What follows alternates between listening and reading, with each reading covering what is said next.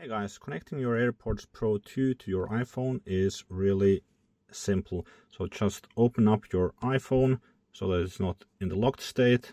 Open up your AirPods Pro case and hold it close by to your iPhone, and then you can hit the connect button on the pop-up which appears.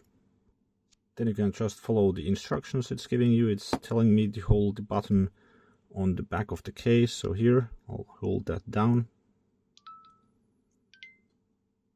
And now it's connecting the AirPods Pro, and it says media and call control. Press once on either AirPod to play, pause. It's giving me instructions on how to use the AirPods. So just follow along with these instructions. If you need to connect the AirPods Pro to some other Bluetooth device, for that you will need to press and hold this button to get it in pairing mode. If this video was helpful, please give it a thumbs up. Thanks for watching.